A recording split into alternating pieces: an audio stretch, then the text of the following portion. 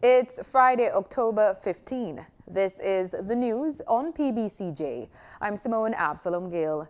To date, only 12.3% of Jamaica's population has taken the COVID-19 vaccine, with only 8.2% having taken only one dose. These statistics are worrying for health officials who are combating the virus on the front lines. Chief Medical Officer Dr. Jacqueline Bessessa McKenzie shared her concerns during Thursday's weekly press brief held by the Health and Wellness Ministry. We need to move these numbers up, and just again to point out that we have a lot of the Johnson & Johnson vaccine in stock, and several persons are taking it now. And if with just one dose we can move that needle and put us in a safer place for the Christmas season. The CMO also updated the country on the various COVID-19 strains that are currently on the island. Just to update the population in terms of the return of some of the results that we've had from genetic sequencing, we had 100 samples that were sent to Berlin to be tested, and of those, 95 were sequenced. And what it is showing is that we're having a mixture of the alpha, remember the alpha is the UK variant, and the Delta variant among those samples. Very few of the mu variant, which is a variant of interest, not showing that high amount of transmissibility, but the alpha and the delta, it would appear, still remains to be the dominant variants that are in country. We only had one of that batch, only one was the original COVID-19 virus. Today, October 15, is International Day of Rural Women. Locally, the day is being celebrated under the theme, Building Rural Women's Resilience in the Wake of COVID-19. The day's activities are geared towards highlighting the critical role and contribution of rural women in sustaining the livelihood of their families, their communities, and all Jamaicans. They are recognized as the heroines in the food systems of the world. The United Nations says on average, women make up more than 40% of the agricultural labor force in developing countries, ranging from 20% in Latin America to 50% or more in parts of Africa and Asia. In Jamaica, Acting Director of a Community Liaison Unit at the Bureau of Gender Affairs, Nadia McLaren, says the Bureau is aware of the enormity of the role that rural women play in the country's development. International Day of Rural Women is observed annually on October 15 and aims to recognize the important role and contribution of rural women in enhancing agriculture, rural development, improving families and communities, food security, eradicating rural poverty, and contributing to national development. It is also an occasion to highlight the challenges they face and to find solutions to the same. Carol Samuels travels from Trelawney to the nation's capital, Kingston, on Wednesdays with her goods, and sometimes she'll sleep in the market until Saturday. Sometimes stay over. Really? Like I come today, me not go home till tomorrow. You stay sleep, you sleep right there, so. Till tomorrow, sleep there so tonight and finish till tomorrow and go home tomorrow evening. Ms. Samuels helps her husband with the farming, then comes to the markets to sell her produce. But she says the COVID-19 pandemic has been a challenge. You sell less because sometimes you come and you buy the goods, and when you come, instead of you increase, you decrease. Right? Because you buy for $10 and you have to sell it back to less. And sometimes you come and you don't want to sit down and sell and you can't sit down and sell, you have to move. Despite the challenges, Ms. Samuels says she has adjusted her lifestyle to survive. So sometimes you just try to make back the money that you can go home and go pay the farmer. And at the end of the day, sometimes you don't get nothing. But you have to still, you drive, so you still have to do it, continue. You understand? So you make ends meet with the children? Well, you have to balance yourself. Right? So you know, say, suppose you used to spend 2,000, you can't spend 2, you have to spend less. And you cook less, you eat less. You understand? So, but you know, you have to try to bounce yourself. in our farm that you can bounce back. I'm proud of me, I do. Real proud. Why? Yeah, because he ended me from beg you, beg me mother and beg me father, me being too proud. I'm independent. You understand? Me independent in myself, I don't know about the next person. Because it make me independent.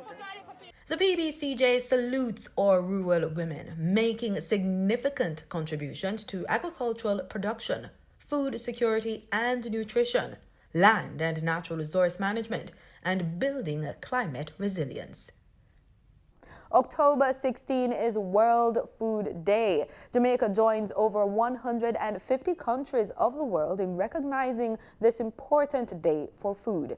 This year, the World Food Day commemorations highlights the significance of food to our health, economies, and job security. Agri-food systems employ 1 billion people worldwide, more than any other economic sector. According to the Director General of the Food and Agricultural Organization of the United Nations, the way people produce, consume, and waste food exacts a heavy toll on the planet, putting unnecessary pressure on natural resources, the environment, and the impacts of the climate crisis are all around us. Crops have gone up in flames. Homes have been washed away. Countless lives have been thrown into turmoil. Our thoughts are with the people in Afghanistan, Haiti, and many other humanitarian emergencies.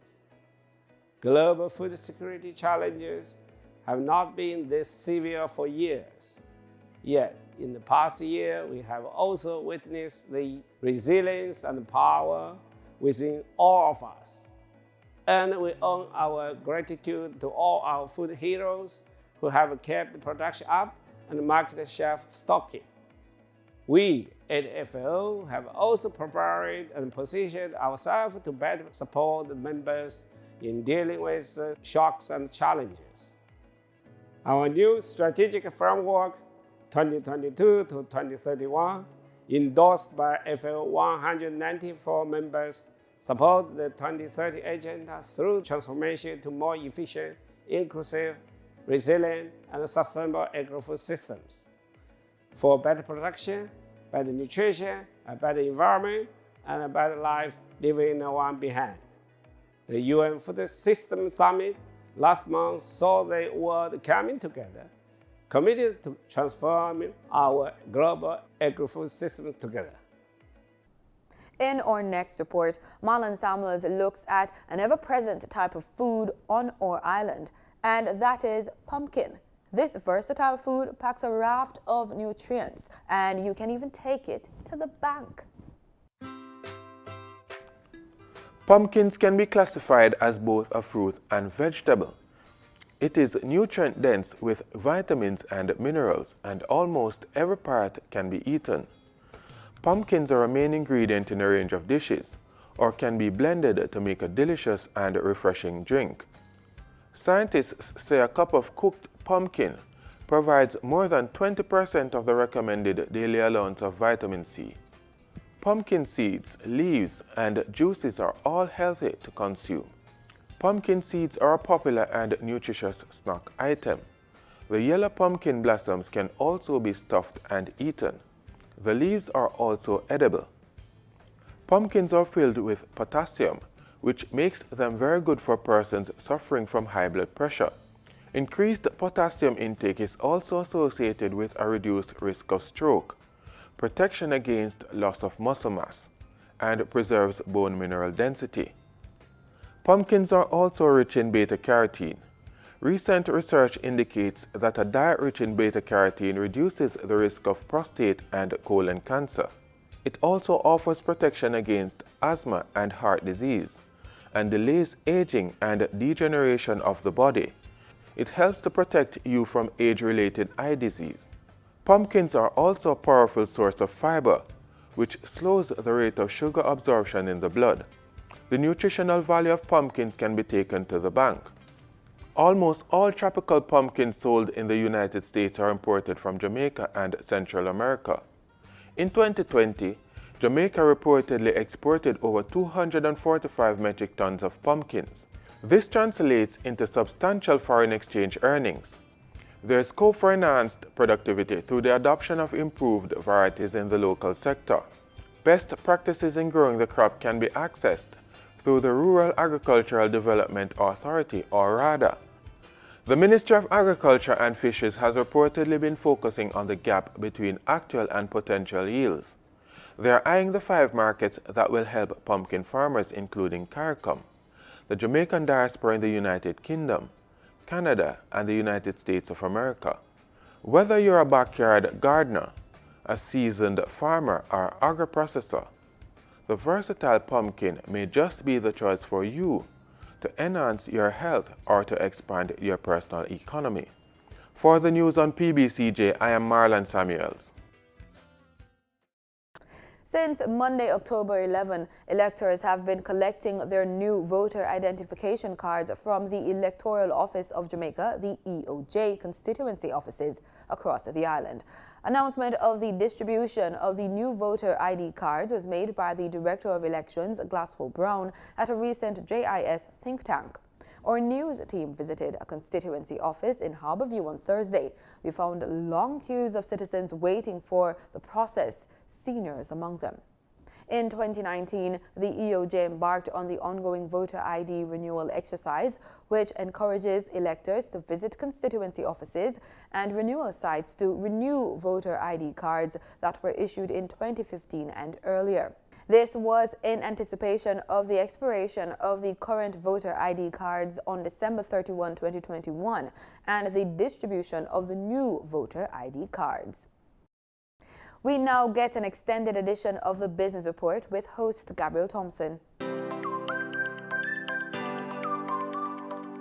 In foreign exchange trading for Thursday, October 14, the US dollar sold for an average $151.87. The Canadian dollar ended trading at $123.67. The pound sterling traded for $207.94, and the euro sold for an average $179.75. In Thursday's trading session, the JSE Combined Index advanced by 527 points to close at over 407,000 units. Overall market activity resulted from trading in 94 stocks, of which 41 advanced, 37 declined, and 16 traded firm. The junior market index declined by 0.29 points to close at over 3,000 units. Stocks advanced for 1834 Investments Limited, Access Financial Services Limited, and AMG Packaging and Paper Company Limited. Stocks declined for Caribbean Cement Company Limited, Caribbean Producers Jamaica Limited, and Carreras Limited. Trading firm were 138 Student Living Jamaica Limited, Burge Paints Jamaica Limited, and Blue Par Group Limited. Wigton Wind Farm Limited ordinary shares was the volume leader with over 1.7 million units, followed by Lumber Depot Limited with over 1.5 million units and Pulse Investments Limited with over 800,000 units. In market data for oil, prices hit a fresh 3-year high on Friday, climbing above $85 a barrel on forecasts of a supply deficit over the next few months as rocketing gas and coal prices stoke a switch to oil products. Brent crude futures were up 80 cents to $84.80 a barrel. West Texas Intermediate crude futures rose 73 cents to $82.04 a barrel. The contract is heading for a 3.3% gain on the week, up for the 8th consecutive week. Strong stock markets on both sides of the Atlantic, often traced by oil prices, also gave a boost. Are you invisible at work? It could cost you millions.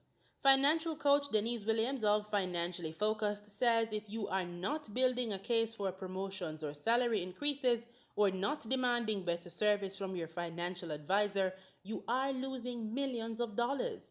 She says you are wealthier than you think. You have a scenario where someone will say to you, oh my God, I have 10, 15, 20 years experience on the job, but I get passed over for promotions. Younger people come to the office and they earn more than me, or they're moved up the career track much faster than me.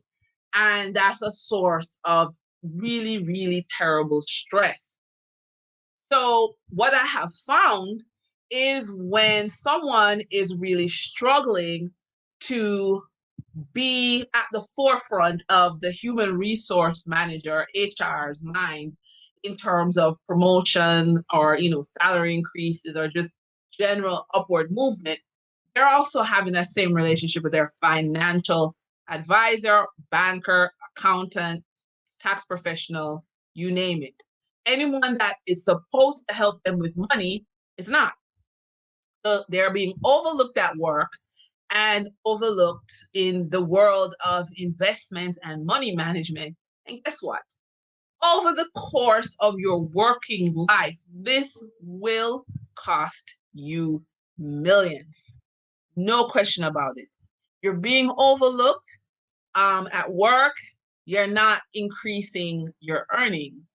You're not increasing the value of your human capital, and your career portfolio is not going where it should go.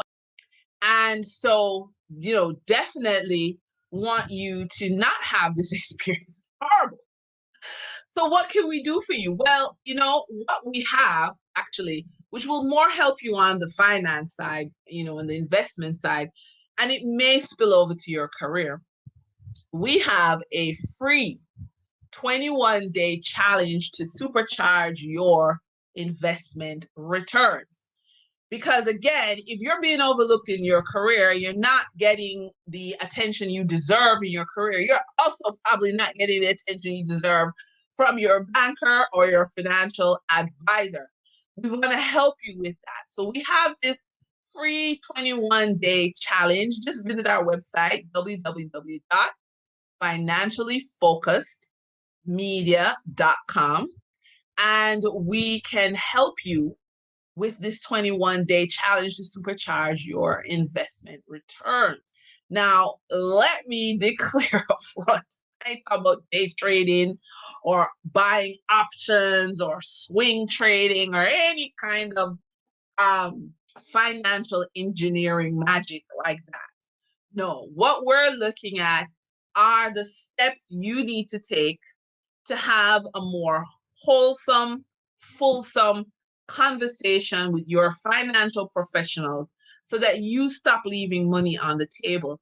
We want you to be better, stronger, more able to negotiate what's yours. You invested your money, you put your money in this financial product, you deserve better. You should get a better return. Yeah, I think so. And in the 15 plus years that I've been in the financial world, I've just seen people pushed aside, and it's just wrong. So I want to help you to take 21 days and each day incrementally become better at how you engage with financial professionals. For more information on the development of your financial future, head on over to financiallyfocusedmedia.com or find Denise on YouTube at Financially Focused. And on that note, we close this extended edition of the Business Report Inside the News on PBCJ. I'm Gabrielle Thompson.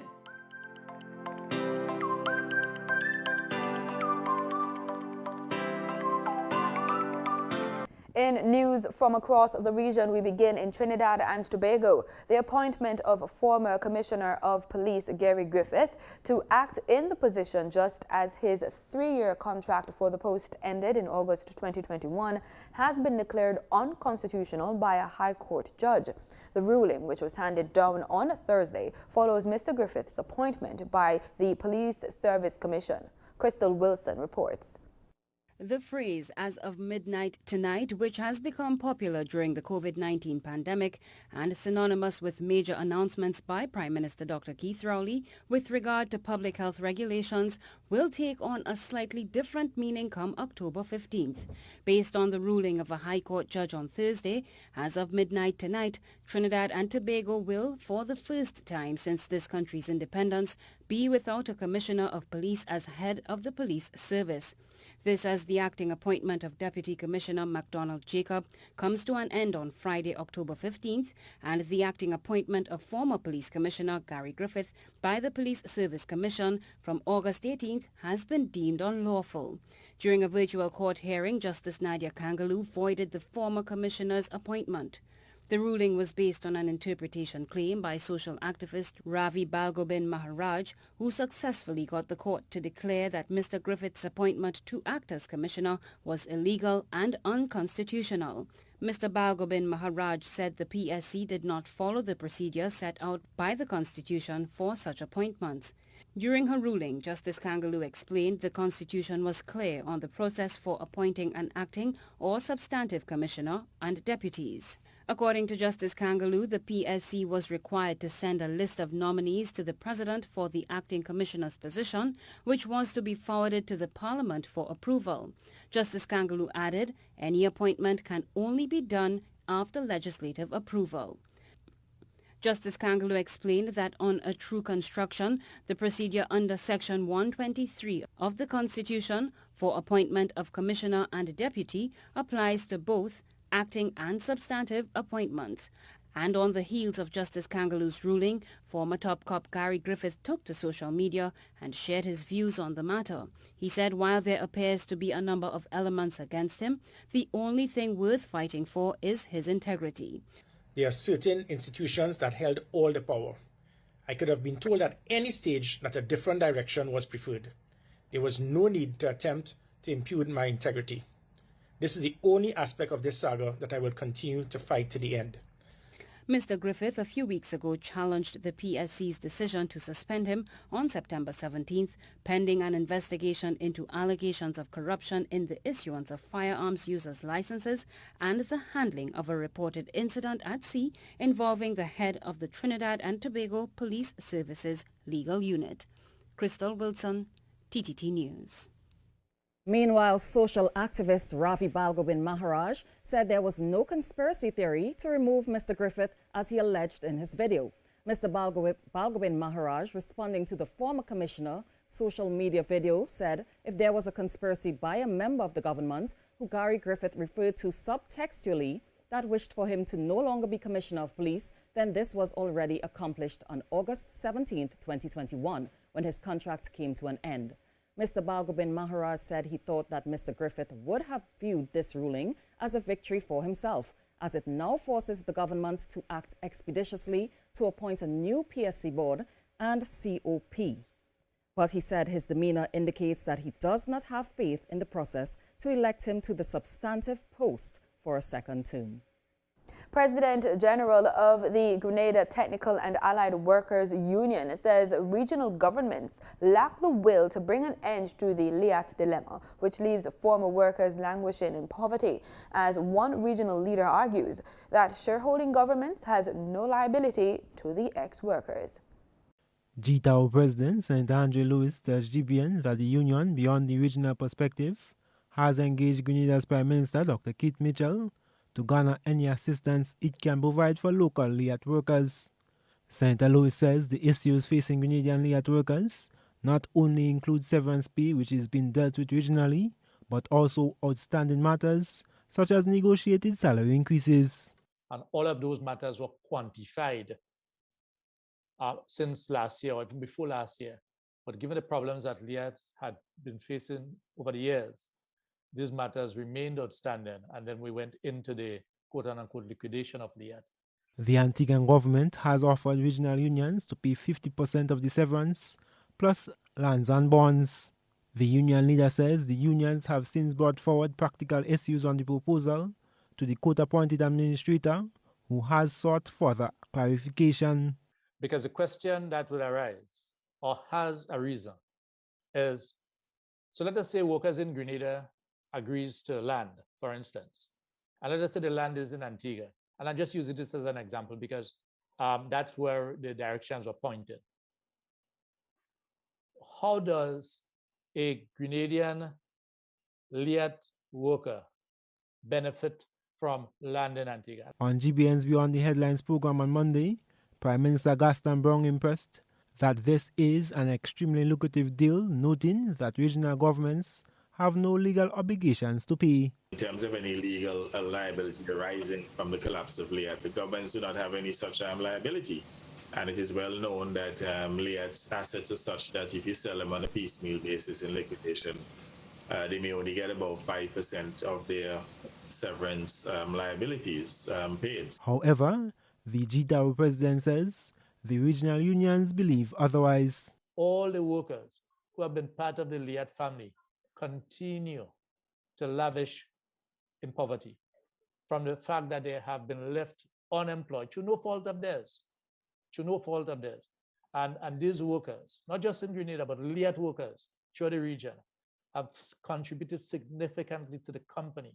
Even in some of the bigger crises of the company, workers made sacrifices in terms of their pay, the benefits, to ensure that the airline stayed in the air. And therefore, there's this obligation that the governments of the region have to ensure that the LIAT workers get what is due to them. Senator Lewis reiterates that regional unions have not refused the proposal and are still hopeful of a resolution in the near future. I am Gerard Joseph for GBN News. In sports, we look to football.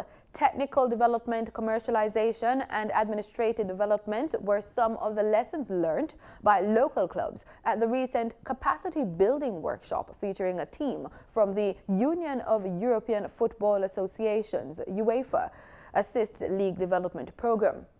Humble Lion Technical Director Andrew Price, Cavaliers General Manager Chad Cunningham, and Harbourview Football Club General Manager Clyde Giridini were among those that gave their reactions to the workshop. Well, I'm very happy with the UEFA Assist to come here and assist us with this capacity building development for the clubs. It will let the clubs focus on some of the tenets that we need to do to become more professional, such as technical development, commercialization, administration, marketing, and a lot of the other functions that are necessary in the club. And especially the most important one, to have proper governance so that people are accountable. So one of the things that is clear whenever you interact with FIFA or UEFA or even CONCACAF is that these organizations know how to run football. They have experience operating football at the highest level. And even today we had someone from UEFA who is accustomed to handling Champions League matches and Champions League clubs.